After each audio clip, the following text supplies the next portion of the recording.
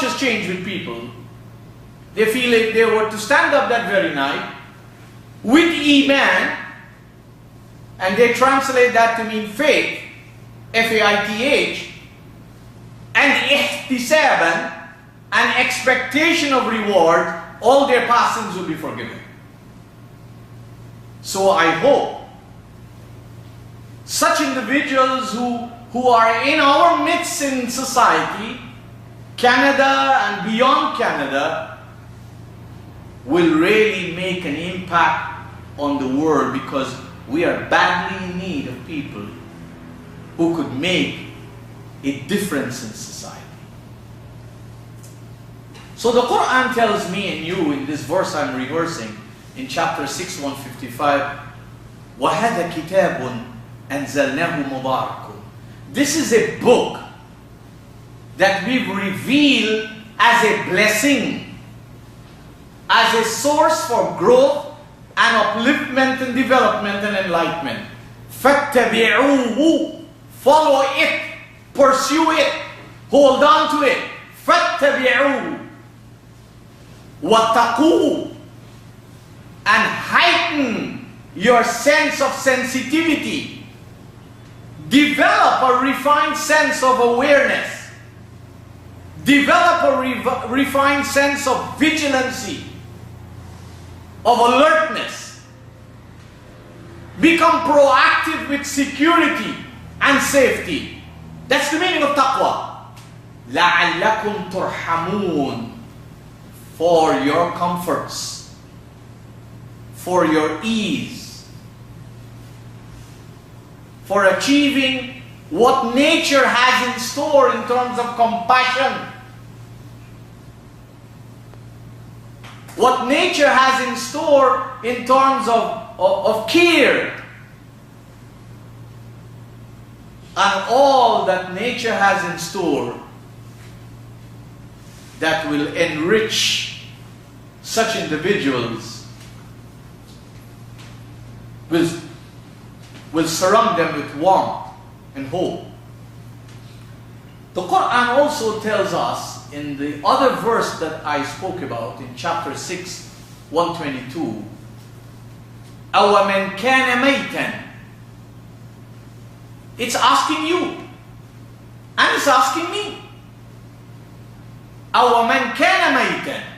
What do you think of the individual, man, woman, boy or girl, young or old, male or female? What do you think of the individual who is living in a state of death? What do you think of an individual where you and I do not see meaningful life? Who in the language of the Africans is a zombie. The language in the Caribbean is called a zombie. And a zombie is a human being who lives,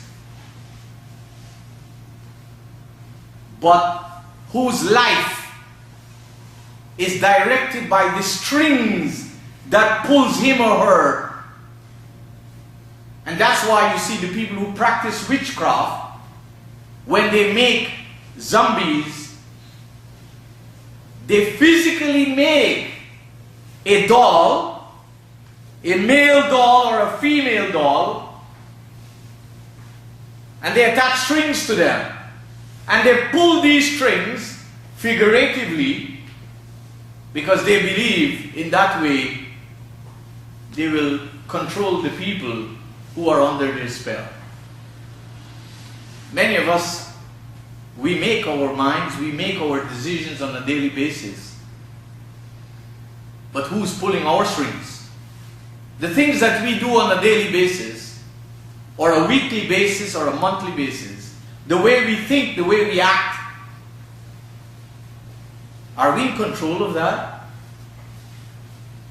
Are we just following somebody? Or are we fully responsible for what we are doing? Know what we are doing, why we are doing it, and what do we hope to expect to achieve out of it? And the achievement, do we hope to see that while we are still around? or we are with the belief that once we are dead, then we are going to meet Him. So the Qur'an questions you and me. What do you think? أَوَمَنْ كَانَ مَيْتًا فَأَحْيَيْنَاهُ وَجَعَلْنَا لَهُ نُورًا يَمْشِي بِهِ فِي النَّاسِ. What do you think of an individual who was living in darkness, who was nothing to himself and his family and society more than being a biological being, an economic being? What is your life like? I am just working for the almighty dollar. I'm just working for a car. I'm just working for a house. I'm just working for the resort. I'm just working for a holiday. I'm just working to have fine clothing or rich food. It is all materialistic. But there's nothing enlightened that is coming out of all the resources that that individual acquires and uses. So the Quran says, what do you think? أَوَمَنْ كَانَ مَيْتًا. What do you think of the individual who was a living dead, who was a zombie in his life or her life for a long time? فَأَحْيَيْنَاهُ. Then the divine system that exists in the world, that has nothing to do with Allah being prejudiced, that Allah look at your face or my face and decide to guide me, and He looks at your face or the face of somebody else and says, no, I'm not going to guide that one. There is a natural system in the world, and the Quran supports that system. It tells us in chapter 53, verse 39 and 40, that the natural system is based on human efforts. And the fruits of human efforts will not only be according to the efforts, but nobody has to die to wait to see the fruits of their efforts. If you and I have the proper lenses and we remove the cataract, we can see the fruits. Because the Quran speaks of those kind of figurative trees that are built on solid foundation, the roots which are firmly gripped into the soil, and they continue to bear fruits every moment. That's the difference with the kind of physical trees we see outside. They bear fruits in season. Ramadan comes, certain people get Ramadan fever. Jummah comes, they get Jummah fever. But if you and I are the fruits of Qur'anic guidance, then every day we are not only enjoying the fruits of the Qur'an, but we are sharing fruits of the Qur'an with members of our families, with our friends, our relatives, and society.